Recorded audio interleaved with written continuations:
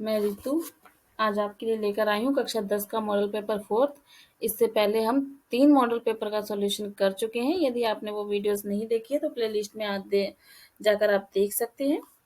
उससे पहले यदि आपने चैनल को सब्सक्राइब नहीं किया तो एक बार चैनल को जरूर सब्सक्राइब कर लीजिए और आने वाली नोटिफिकेशन का आपको पता लग जाए, आने वाला नोटिफिकेशन प्राप्त करने के लिए वीडियो का बेल आइकन जरूर दबा लीजिए। तो चलते हैं आज फोर्थ मॉडल पेपर सॉल्यूशन के पहले क्वेश्चन पर। देखिए पहला प्रश्न है इसका, निम्नलिखित में से अपरिमेय संख्या कौन सी है।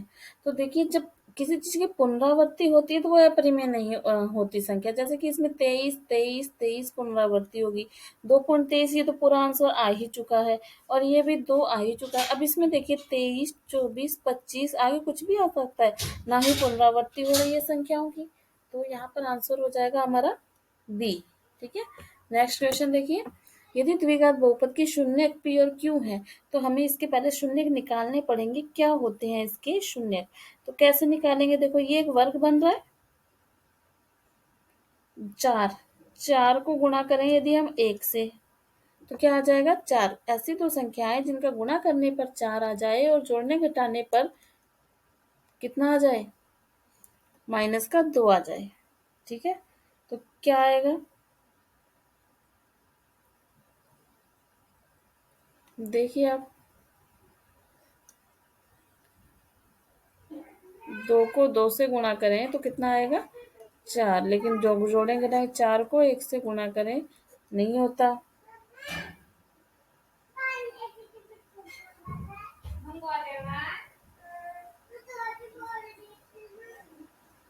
देखिए शायद यहाँ पर कुछ, यहाँ पर 4 होगा 4। ठीक है ना, तो यहाँ पे बनेंगे गुणनखंड एक्स स्क्वायर माइनस का 2x माइनस का 2x प्लस का 4। तो यहाँ पर आ जाएगा x -2, क्योंकि यहाँ से x बाहर आ गया, यहाँ से भी हमारी कॉमन है -2, तो यहाँ पे आएगा x -2, तो ये बन गया x-2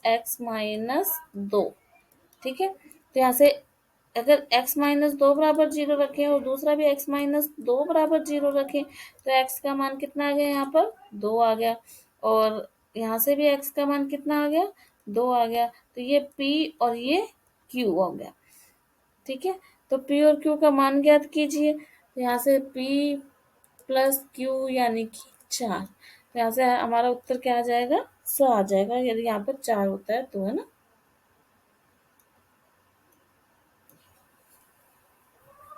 नेक्स्ट देखिए, -3 और 5 कौन से चतुर्थांश में होगा। तो देखिए यहाँ ये x की वैल्यू है और ये y की वैल्यू है। यहाँ पर देखो इस पार्ट में यहाँ x और y दोनों ही प्लस होते हैं, यहाँ x माइनस का हो जाता है और y प्लस का होता है, और यहाँ पर दोनों ही माइनस के होते हैं, यहाँ पर x प्लस का होता है और y माइनस का होता है। तो आप देख लीजिए कि ये कौन से चतुर्थांश में आ रहा है, ये दूसरे चतुर्थांश में आ रहा है। ठीक है, नेक्स्ट क्वेश्चन देखिए, युग्म समीकरणों को हल कीजिए। हमने बहुत सारी समीकरण हल करने के तरीके सीखे थे, प्रतिस्थापन विधि, विलोपन विधि। ठीक है, कोई भी दो विधि जो आपको याद हो वो आप इसमें से लगा सकते हैं। मैं इसमें विलोपन विधि लगाऊंगी समीकरण 1 और 2 से। समीकरण 1 और 2 को जोड़ने पर ही कितना आ गया, 2x, y से y कट गया तो यहाँ पे आ गया 6, यहाँ से x बराबर कितना आ गया 3, और x का मान समीकरण 1 में रखेंगे तो 3 + y बराबर 4, यहाँ से y बराबर 4 - 3, यानी y बराबर कितना आ गया 1। कौन सा ऑप्शन सही आ रहा है, ए ऑप्शन सही आ रहा है इसमें, इसे विलोपन विधि से किया है मैंने। ठीक है, चलिए नेक्स्ट देखिए, कौन सा द्विघात समीकरण को हल करने की एक विधि है। गुणनखंड विधि से भी हम द्विघात समीकरण हल करते हैं, द्विघात सूत्र से भी करते हैं, पूर्ण विधि से भी करते हैं, यानी क्या आंसर आएगा इसमें, द आंसर आएगा हमारा। नेक्स्ट देखिए, n के किस मान के लिए 10 m और -2 समांतर श्रेणी है। समांतर श्रेणी में क्या होता है, देखो इसमें से ये घटाते हैं ना, सॉरी m-10, ये d होता है, ये किसके बराबर होता है, इसमें से ये घटाएंगे, मतलब इसमें से ये घटाना और पीछे वाले में से आगे वाला घटाना, -2 -m। अब इसे हल कर लीजिए, पक्षांतरण कर लेंगे तो ये क्या हो जाएगा, 2m बराबर 8, प्लस का 10 इधर जाके घट जाएगा, ये यहाँ से m बराबर हमारे पास कितना आ जाएगा, 4 आ जाएगा। ठीक है, क्योंकि देखो दूसरे अंक में से, जो पिछले अंक में से आगे वाला घटा देते तो डी निकलता है, तो डी तो सारे तो बराबर ही होगा ना, तो इसलिए हमने m माइनस 2 को बराबर रख दिया -2 माइनस m की। तो यहाँ से m का मान हमारे पास कितना आ गया, 4 आ गया। समझ रहे हैं बात आप? ठीक है, और आप मेरे साथ साथ इन क्वेश्चनों का अभ्यास करते रहिए। मैंने 3 मॉडल पेपर करवा रखे हैं। यदि आप चाहते हैं कि आपकी तैयारी बेस्ट हो, बेहतर हो जाए, तो आपको उन 3 मॉडल पेपरों को तैयार करना चाहिए। मैं और मेरे साथ साथ उनका अभ्यास भी करना चाहिए। हम ऐसे बहुत से मॉडल पेपर जब तक आपका एग्जाम होगा लेते आते रहेंगे, और कुछ ऐसे मॉडल पेपर भी लेके आएंगे कि हमें एक दिन में ही पूरा करें। अभी हम एक दिन में पूरा इसलिए नहीं कर रहे ताकि आपकी साथ साथ तैयारी चलती रहे, थोड़ा थोड़ा आप साथ में सीखते रहें। ठीक है, तो उनका अभ्यास जाकर जरूर कीजिए। वीडियो को ज़्यादा से ज़्यादा शेयर कीजिए अपने दोस्तों में। वीडियो पसंद आ रही हो तो लाइक ज़रूर कीजिएगा, और प्यारा सा कमेंट बॉक्स में ज़रूर करिए। आगे देखिए नेक्स्ट क्वेश्चन हमारा 2 9 30 10 30 का मान। हमने पहले भी जो मॉडल पेपर किए हैं उसमें हमने सारणी बनाई थी कि 10 30 का मान कितना आ जाएगा हमारे पास, एक बट ऐसे 10 30 का मान हमारे पास आएगा 1/√3। ठीक है, तो मैंने ये लिख दिया 1/√3, 1 - 1/√3 की स्क्वायर। तो ये बन गया हमारे पास 2 एकम 2/√3, और ये बन गया 1/3। 3 में से एक गया, ये भी बन गया 2/3। अब इसका और इनका गुणा हो जाएगा, तो 2 से 2 कैंसिल, ये आ गया 3/√3। 3 को अपने क्या लिख सकते हैं, √3 गुणा √3। ठीक है, इसको इससे गुणा करते हैं तो 3 ही आता है, बटे में √3। 3 से 3 कट गया तो हमारे पास क्या रह गया, √3। तो क्या आंसर आएगा इसमें हमारे पास, द आंसर आएगा √3। नेक्स्ट क्वेश्चन देखिए, कोई ओ केंद्र है, ये टी पॉइंट है, यहाँ से हमने स्पर्श रेखाएं खींची, ये ए हो गया, ये टी हो गया, और ये बी हो गया। ये कह रहा है कि इनके बीच में 70 डिग्री का कोण है, तो बताओ यहाँ कितने डिग्री का होगा। तो देखो जब यहाँ 70 डिग्री का है तो स्पर्श रेखा और त्रिज्या के बीच में 90 डिग्री के कोण होते हैं।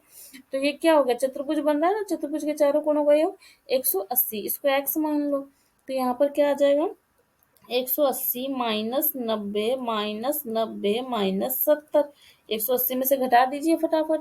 ठीक है जी, जो शॉर्ट क्वेश्चन है इनको आपको शॉर्ट तरीके से ही करना होता है, ताकि आप एबीसीडी का आंसर लगा सकें। इनको डिटेल में नहीं करना है कि आप एक एक लाइन लिखते फिर, आपको पता मुझे 180 में से इन तीनों को घटाना है। तो कितना आ गया यहाँ पे, 250, सॉरी 360 में से, सॉरी सॉरी सॉरी 360 में से यहाँ पे कितना आ गया, 250। तो कितना आ गया, 110 डिग्री हमारा आंसर आ गया। चलिए देखिए नेक्स्ट क्वेश्चन, दो वृत्त की परिधि, एक हो गई 2πr1 और एक हो गई 2πr2। तो 2 से 2π तो कैंसिल हो गया। इनका अनुपात है 3:2। तो उनकी त्रिज्याओं का अनुपात क्या होगा, तो वो भी 3:2 ही होगा, क्योंकि 2π से 2π कट गया, तो ये भी सेम ही रहेगा, R1:R2। ठीक है, देखिए नेक्स्ट, दो बेलनाकार आधारों की त्रिज्याओं में, यानी πr1² बराबर πr2²।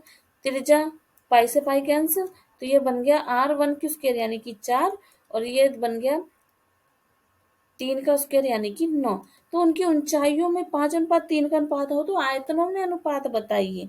ठीक है ना, आयतन क्या होता है, πr1²h। ठीक है, सीधा ही लिख लीजिए, इसको बार बार करने की जरूरत नहीं है। πr1² πr2²h।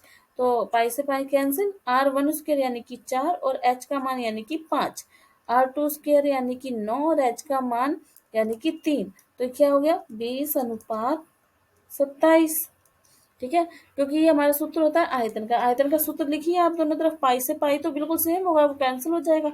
R1 का मान हमें 2 दे रखा है, तो 2 दूनी 4, और ये 3 का 9 हो गया, और h का मान यहाँ पे वैल्यू पुट करके गुणा कर लिया। तो कौन सा ऑप्शन सही है इसमें हमारा, द ऑप्शन सही है। नेक्स्ट देखिए, इनका माध्य 10 हो तो x का मान ज्ञात करो।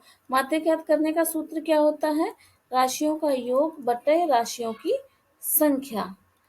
तो हमने वो लिख दिया, कितना उत्तर आ रहा है इसका, 10। तो यहाँ से इसको हल कीजिए और इन सबको जोड़िए, कितना आएगा,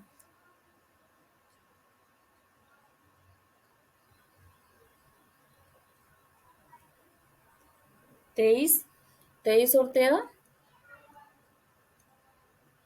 36, यहाँ पे आ गया 36 प्लस एक्स बराबर 50। यहाँ से क्योंकि ये इसका गुणा यहाँ हो गया, यहाँ से एक्स का मान निकालेंगे तो 50 माइनस 36, कितना उत्तर आ गया ये हमारे पास 14। आ रही है बात समझ में? ये राशियों का योग बटे राशियों की संख्या करके उत्तर जो है 10, इसका वज्र गुना कर लिए, यहाँ से हमारे पास एक्स का मान आ गया। चलिए नेक्स्ट देखते हैं। एक पासे को फेंकने पर विषम अंक आने की प्रायिकता। एक पासे को फेंकेंगे तो कुल कितने अंक आते हैं हमारे पास? 6 अंक आते हैं। इसमें विषम संख्या कौन सी है? ये तीनों विषम संख्याएं हैं इसके अंदर, तो इसमें प्रायिकता क्या हो जाएगी? अनुकूल स्थितियां बटे में कुल स्थितियां। तो अनुकूल स्थिति कितनी है? 3, और कुल स्थितियां कितनी है? 6। तो कितना उत्तर आ जाएगा? 1/2 आ जाएगा, यानी 2 ऑप्शन सही है इसमें। नेक्स्ट देखिए, अपरिमेय संख्याओं का दशमलव प्रसार अशांत या अनावर्ती अशांत अनावर्ती या शांत होता है। अशांत अनावर्ती होता है मतलब उसका रिपीटिशन नहीं होता है, चलता ही जाता है वो। ठीक है, नेक्स्ट देखिए, एक समकोण त्रिभुज में कर्ण का वर्ग शेष दो भुजाओं के वर्गों के योग के बराबर होता है। कर्ण स्क्वायर बराबर आधार स्क्वायर प्लस लंब स्क्वायर। ठीक है, ये सूत्र होता है। नेक्स्ट देखिए, cos square 15 plus cos square 75 का मान क्या होगा? तो इसको मैं ऐसे लिख सकती हूँ, अगर आप देखें तो cos square 90 minus 75 plus cos square 75। अब 90 माइनस थीटा कोस क्या होता है? साइन स्क्वायर थीटा होता है, यानी हो गया साइन स्क्वायर 75, और ये हो गया cos square 75। Cos square sine square कितना होता है? 1 होता है। एक आंसर आ जाएगा। ठीक है, ये सारे सूत्र मैंने इनके पहले मॉडल पेपर्स में करा रखे हैं। यदि आपको ये चीज़ थोड़ी नहीं समझ में आ रही तो आपको पिछले मॉडल पेपर देखने चाहिए, क्योंकि उन मॉडल पेपर में मैंने सूत्र, गुणा वाले सूत्र और सारणी टेबल सब करवाई है, तो इसीलिए मैं यहाँ पर सिर्फ वैल्यू पुट कर रही हूँ। ठीक है, आप जाकर उन वीडियोस को एक बार जरूर देख लीजिए, उन मॉडल पेपर को सॉल्व कर लीजिए, तो आप धीरे धीरे चीजें आपके लिए आसान बनने लगेंगी। पेपर बहुत लेंथी रहता है कक्षा 10 की मैथ का, तो आपको जितना ज़्यादा आप अभ्यास करेंगे उतना ही ज़्यादा आप मैथ के पेपर को सॉल्व कर पाएंगे, वरना पेपर पूरा होना भी बहुत मुश्किल होता है।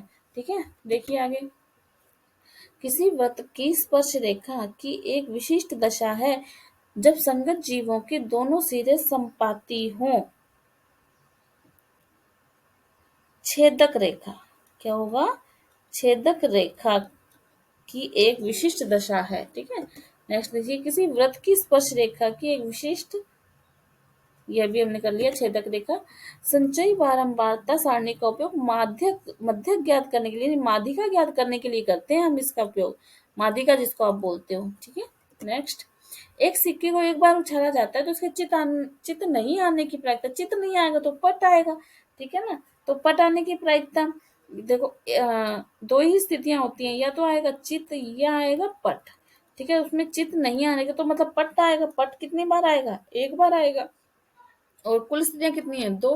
तो प्रायिकता क्या बनेगी इसकी? 1/2 बनेगी इसकी प्रायिकता पट आने की। और पट आने की, पट आएगा तो चित नहीं आएगा, एक ही बात है ना ये। तो उस चीज को समझो कि ये वो बोल रहा है कि चित नहीं आएगा, चित नहीं आएगा तो पट आने की प्रायिकता निकाल लो, चित नहीं आने की तो अपने आप ही निकल जाएगी। ठीक है, चलिए नेक्स्ट क्वेश्चन पे देखिए, 7 पेंसिल तथा 5 पेनों का मूल्य 29 रुपए है। इसको बीजगणितीय रूप में लिखिए, 7 पेंसिल और 5 पेनों का मूल्य 29 रुपए है। ठीक है, एक्स को पेंसिल मान लो और वाई को पेन मान लो। तो यहाँ पर हम पहले लिख लेंगे, माना एक पेंसिल का मूल्य, एक पेंसिल का मूल्य x रुपए, एक पेन का मूल्य y रुपए। तो फिर इसे प्रश्नानुसार कैसे लिखेंगे? 7x प्लस 5y बराबर 29। ठीक है, नेक्स्ट देखिए, संख्या x तथा उसके व्युत्क्रम का योग, संख्या x और उसका व्युत्क्रम तो यही होगा ना, 1/x का योग कितना है, 5/2। इस तरह से लिखेंगे इसे। ठीक है, चलिए। समांतर श्रेणी का कौन सा पद 499 है? कौन सा पद, यानी कि अपने को इसमें n का मान ज्ञात करना है, तो हमें नहीं पता कौन सा पद। तो समांतर श्रेणी के लिए nवा पद ज्ञात करें, सूत्र an बराबर में a plus n minus 1d। an कितना है, 499। a का मान कितना है, 3। ये a होता है जो पहला पद होता है। n का मान हमें नहीं पता, और d का मान इन दोनों में से घटाकर जो अंतर होता है वो d होता है, यानी 7 में से 3 गए 4। अब इसे हम हल करेंगे। 499 बराबर 3 प्लस 4n माइनस का 4। 499 प्लस 1, क्योंकि 3 में से 4 जाएंगे तो -1 आएगा, -1 का पीछे +1 बराबर में 4n। तो यहाँ से n बराबर आएगा 500/4। जब हम इसका भाग देंगे तो आएगा 125। आ गई बात समझ में? चलिए चलिए नेक्स्ट क्वेश्चन पर। यदि त्रिभुज एबीसी और डीईएफ समरूप हैं, AB बराबर 5 है, DE बराबर 3 है तथा एबीसी का क्षेत्रफल बराबर है ये, तो डीईएफ का क्षेत्रफल ज्ञात कीजिए। तो देखिए, हमने पहले सूत्र पढ़ा हुआ है कि त्रिभुज एबीसी का क्षेत्रफल यदि वो समरूप है बटे त्रिभुज डीईएफ का क्षेत्रफल, मतलब इनके क्षेत्रफलों का अनुपात इनकी भुजाओं के वर्गों के अनुपात के बराबर होता है। तो भुजा का वर्ग यानी कि AB की स्क्वायर और भुजा का वर्ग यानी DE की स्क्वायर। अब जो वैल्यू है वो पुट कर दीजिए। इसका क्षेत्रफल कितना है, 50। इसका क्षेत्रफल हम x मान लेते हैं। AB की स्क्वायर यानी 25 है ना, और DE की स्क्वायर यानी 9। यहाँ से हम x का मान निकालेंगे, तो यहाँ पर आएगा हमारे पास x बराबर, पक्षांतर में 25 का गुणा हो जाएगा, यहाँ पे x गुणा 25 और 50 गुणा 9। यहाँ से जो 25 है वो नीचे आ जाएगा, तो x बराबर आएगा 50 गुणा 9/25। 25 से कैंसिल कर दो, 25 दूनी 50 और 9 दूनी 18। तो x का मान हमारे पास कितना आ जाएगा, 18 वर्ग सेंटीमीटर। क्षेत्रफल है ना, इसमें वर्ग सेंटीमीटर जरूर लगाएंगे। ये फॉर्मूला कई बार हम कर चुके हैं यार, इसे याद कर लीजिए आप, बहुत काम आता है ये सूत्र। नेक्स्ट देखिए, कोण ए छोटा है 90 से और कोण बी भी छोटा है 90 से।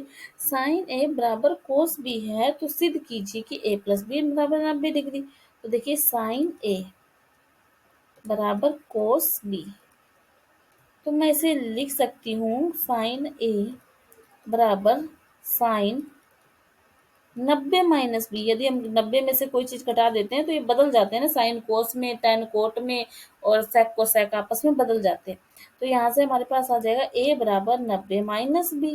तो यहाँ से आ जाएगा a प्लस बी बराबर 90। बिल्कुल सिंपल सा क्वेश्चन है ये। ठीक है, चलिए नेक्स्ट क्वेश्चन देखिए। Sine square 60 plus cos square 30 का मान ज्ञात कीजिए। साइन साइन 60 का मान, अब तक तो आपको टेबल याद हो गई होगी, अगर नहीं हुई है तो ये अच्छी बात नहीं है कि 3 मॉडल पेपर करने के बाद हमें सूत्र याद ना हो, फॉर्मूले याद ना हो, सारणी याद ना हो, तो फिर पेपर कैसे हल करेंगे हम। ठीक है ना।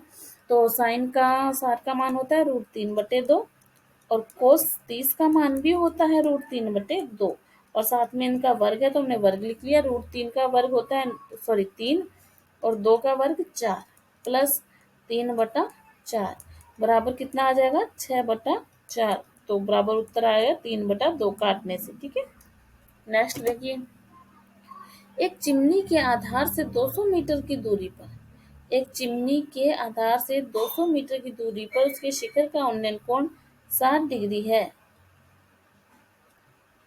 तो चिमनी की ऊंचाई ज्ञात करो। अब आप देख लीजिए, लाल कक्का के हिसाब से इसमें जो जो चीजें हमें दे रखी है वही सूत्र लगेगा। एक तो लंब है और एक आधार है, तो कौन सा सूत्र लगेगा, लंब बटा आधार। ये किसका सूत्र होता है, टेन का होता है। तो यहाँ हम लिखेंगे टेन थीटा बराबर लंब बटा आधार। टेन 60 डिग्री बराबर लंब कितना है हमारे पास h, आधार कितना है 200। टेन 60 का मान होता है हमारे पास 1/√3, सॉरी √3। ठीक है, और 200 का यहाँ गुणा हो जाएगा बराबर h। √3 का मान होता है 1.732 बराबर h। इन दोनों का गुणा कर लोगे आपके पास लगभग उत्तर आ जाएगा 346.4 मीटर ऊंचाई। ठीक है, प्रैक्टिस करने से अब तक तो आप समझ गए होंगे, तो बहुत इजी क्वेश्चन है। ठीक है, 3 मीटर खंबे ऊंचे खंबे की परछाई की लंबाई।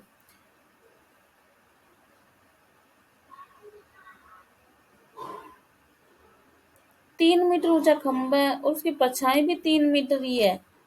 ठीक है ना, तो कोण ज्ञात करना है इसे। ये हमारे पास लंब है और ये आधार है, तो लंब और आधार के आधार पर बताओ कि कौन सा सूत्र लगेगा। टेन का ही लगेगा ना। टेन थीटा बराबर लंब बटा आधार।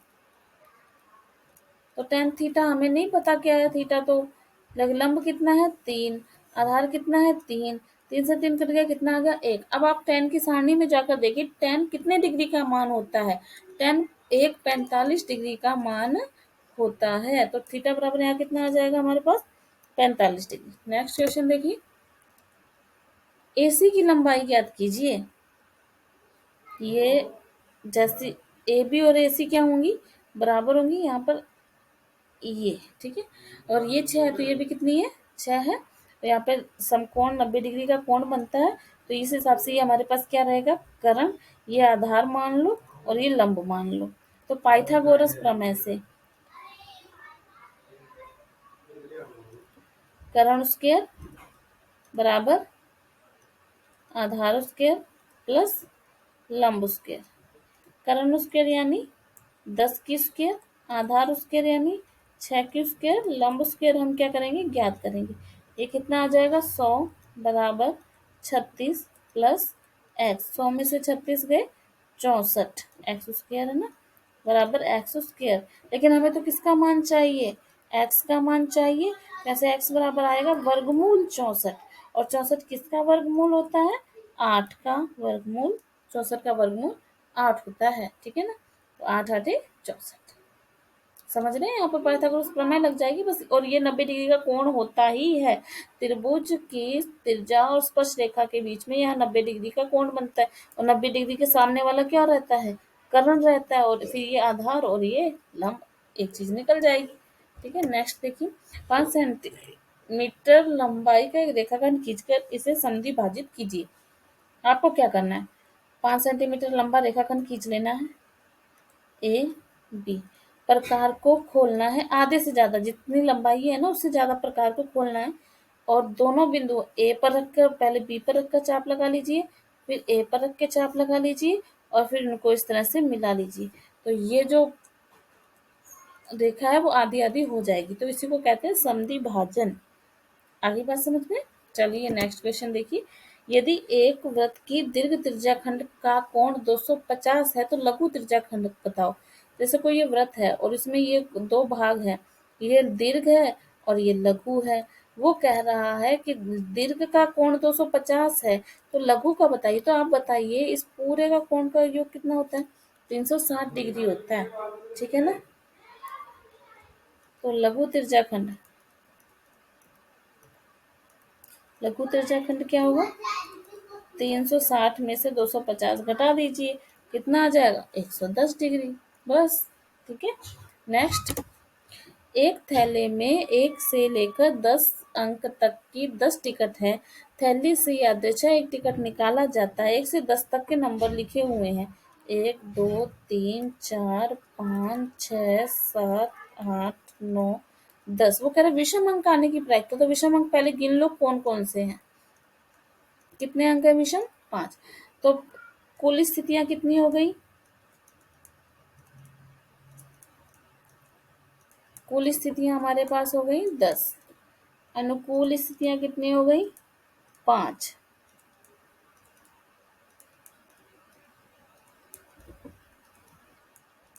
प्रायिकता क्या आ जाएगी, अनुकूल स्थितियां बटे में कुल स्थितियां। ठीक है, 5/10 तो 1/2 आंसर हो गया हमारा। चलिए प्रायिकता के क्वेश्चन बहुत इजी रहेंगे। नेक्स्ट देखिए अपना क्वेश्चन, यूक्लिड विभाजन विधि द्वारा 90 और 144 का मैसे ज्ञात कीजिए। यूक्लिड विभाजन द्वारा ज्ञात करना है। पहली प्रश्नावली में से क्वेश्चन आया है यहाँ पर। तो देखिए यहाँ 144 बड़ा है 90 से, अतः 144 बराबर 90 गुणा 1 प्लस 54। 90 का भाग ये कैसे आया, देखो 90 का भाग यहाँ कितनी बार जाएगा, एक बार जाएगा, और फिर कितना शेषफल बचेगा, 54 शेषफल बचेगा, ऐसे करके लिखा है यहाँ पर, ठीक है ना। तो 144 में हम 90 का भाग देंगे तो 90 एकम 90, और यहाँ पर कितना बचेगा हमारे पास, 54 बचेगा। तो इसको इस तरह से लिखना है, ठीक है। चूंकि 54 जीरो नहीं है, ठीक है ना, अतः यूक्लिड प्रमेय से जब तक शेषफल जीरो नहीं आता तब तक करते रहेंगे। यहाँ पर अब आ जाएगा 90 बराबर 90 का भाग 54 का भाग देंगे 90 में अब, ठीक है। 54 एकम 54 प्लस में कितना शेषफल बच जाएगा, 36, ठीक है। अब देखिए फिर दोबारा में क्या लिखोगे, यहाँ पर लिखोगे 54 और फिर यहाँ पे लिखेंगे 36, 36 एकम 36, और कितना बच जाएगा यहाँ 18, फिर यहाँ लिखेंगे 36, फिर यहाँ किसका भाग देंगे 18, 18 दूनी 36, और कितना शेषफल बचेगा, जीरो बचेगा, ठीक है ना। तो यहाँ पर ये बार बार लिखना है, ये लाइन है ना, मैंने आप क्रम से समझाने के लिए, जो कि 36 is not equal to zero, अतः यूक्लिड प्रमेय से, अतः यूक्लिड प्रमेय से। फिर 18 इज नॉट इक्वल जीरो, अतः यूक्लिड प्रमेय से,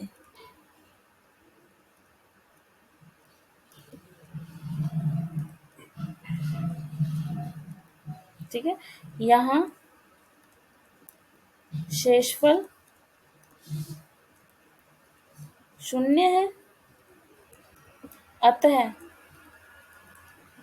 में से 18 होगा। ये जो आपका यहाँ पर भाग देने के लिए आएगा, ये हमारा मैसर होगा, ये हमारा आंसर होगा। अगली बात समझ, बहुत इजी होती है, वही क्रम बाद में चलता है, बस हिंदी लिखनी है इसमें, ठीक है। नेक्स्ट क्वेश्चन देखिए इसका, ए के किस मान के लिए व्यंजक का पूरा पूरा भाग चला जाएगा। तो ए के किस मान के लिए, तो यहाँ पर व्यंजक दे रखा है हमें क्या, एक्स की cube plus x 2x² minus में 3ax माइनस में 8 में व्यंजक x माइनस 4 का पूरा पूरा भाग चला जाएगा। तो यहाँ पर हम x की जगह पर 4 रखेंगे, कितना रखेंगे हम x की जगह पर, 4 रखेंगे, वैल्यू रखेंगे हम x की जगह पर, ठीक है। तो देखिए यहाँ पर 4 की घात 3 प्लस 2 वैसा का वैसा, 4 की घात 2 माइनस 3, ए की जगह ए और एक्स की जगह 4 माइनस का 8 बराबर 0।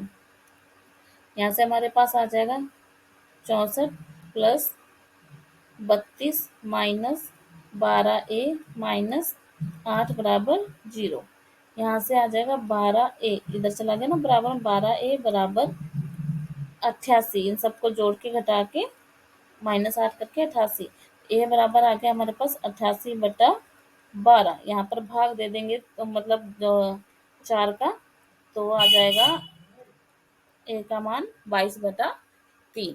बस आपको इसके अंदर क्या करना है, जहाँ भी x लिखा हुआ है उसकी जगह पर 4 लिखना है। x माइनस 4 को 0 के बराबर रखेंगे तो यहाँ से x बराबर 4 आएगा ना, तो x की जगह कितनी वैल्यू पुट करनी है हमें, 4 वैल्यू पुट करनी है, और उसको सॉल्व करना है, ठीक है, पक्षांतरण करना है। वीडियो को ज़्यादा से ज़्यादा शेयर करते रहिए। यदि आपने इससे पहले वाली वीडियोस नहीं देखे हैं तो उनको जाकर आपको एक बार ज़रूर देखना चाहिए, क्योंकि उसमें मैंने सूत्र और सारी डिटेल से पूरे सूत्र करवा रखे हैं। तो अगर आप क्रम वाइज चलेंगे तो आपका अभ्यास ज़्यादा अच्छा रहेगा। चलिए नेक्स्ट देखिए, समीकरण इसको हल कीजिए, x का मान निकालना है हमें। चलिए करिए साथ साथ। x प्लस 1/x बराबर, मिश्र भिन्न को सरल अनुचित भिन्न में बदलिए, 3 तिये 9 और 1 10, 10/3 हो गया ये, ठीक है। इसका भी हम क्या ले लेंगे, x² प्लस 1 बराबर 10x/3, यहाँ इसका भी वज्र गुना हो जाएगा, तो ये बनेगा 3x² प्लस 3 बराबर 10x, और इसका पक्षांतरण करेंगे तो बनेगा 3x² माइनस का 10x प्लस में 3 बराबर 0। अब हमें इस समीकरण के गुणनखंड करने हैं। 3x² माइनस में 10x प्लस में 3 बराबर 0। ऐसी दो संख्याएं ढूंढो जिनका गुणा करने पर 9 आए। इनको 3 से गुणा करने पर 9 आए। तो 10 एकम सॉरी 9 एकम 9, ठीक है ना। माइनस का 9x और प्लस का 1x, माइनस का 1x प्लस में 3 बराबर 0। देखो 9 एकम 9 गुणा करने पर 9 आ जाएगा और इनको जोड़ेंगे तो 10 आ जाएगा, ठीक है। तो यहाँ से 3 और x बाहर आ जाएगा तो यहाँ बचेगा x माइनस 3। यहाँ से -1 बाहर आएगा तो बचेगा x माइनस 3। यहाँ से 3x माइनस 1 बराबर 0। यहाँ से x माइनस 3 बराबर 0। यहाँ से देखिए x की वैल्यू क्या आएगी, x बराबर आएगा 1/3 और यहाँ से x बराबर कितना आ जाएगा 3, ठीक है। यहाँ से हमारे पास x की वैल्यू आ गई, ये हमारे x के आंसर आ गए, ठीक है। आज के लिए इस वीडियो में इतना ही। यदि आपने चैनल को सब्सक्राइब नहीं किया है तो सब्सक्राइब कर लीजिए, बेल आइकन प्रेस कर लीजिए ताकि आने वाली वीडियो का नोटिफिकेशन आपको मिलता रहे। और हमारे चैनल पर कक्षा 8 और 10 की मॉडल पेपर सॉल्यूशन सीरीज चल रही है, इसलिए वीडियो को ज़्यादा से ज़्यादा शेयर करते रहिए ताकि सभी बच्चे इसका लाभ उठा सकें। आज के लिए इतना ही, धन्यवाद।